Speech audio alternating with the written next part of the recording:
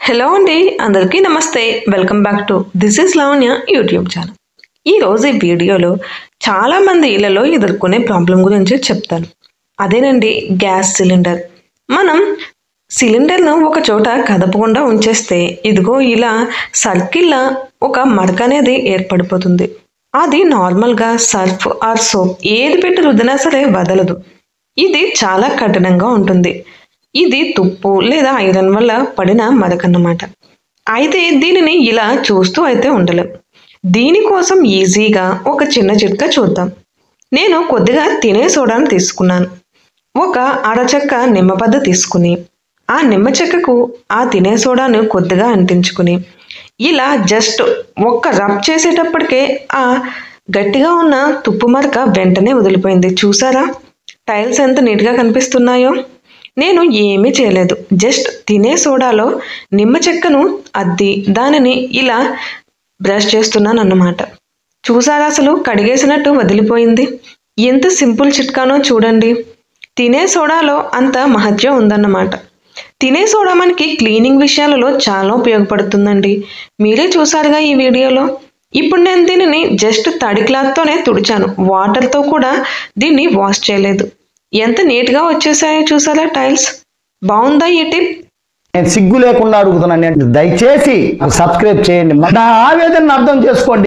ఒక్కొక్కసారి కావాలని చేయలేకపోయినా సరే ఏదో మాటల సందర్భంలో పడి మన టీ ఒలిగిపోతూ ఉంటుంది.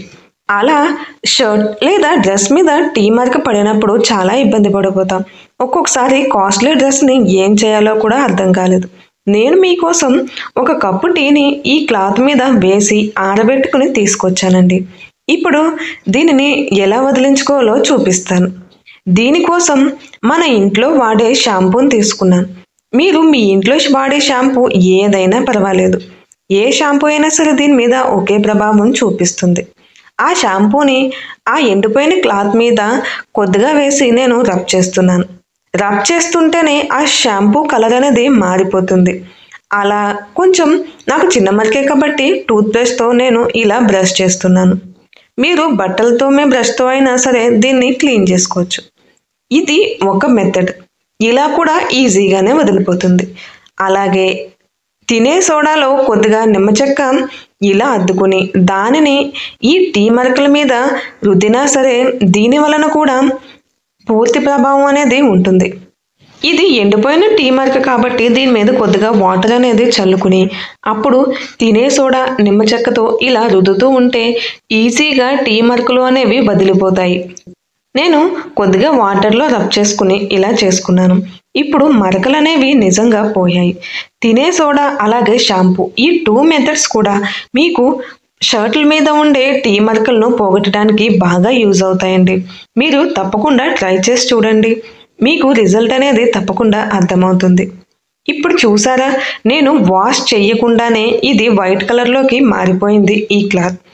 నేను వైట్ కలర్ క్లాత్ మీద టీ పోసి మరి మీకు చూపిస్తున్నాను అంటే ఇది పూర్తిగా 100% రిజల్ట్ ఇస్తుందండి. మీకు తప్పనిసరిగా ట్రై చేయండి.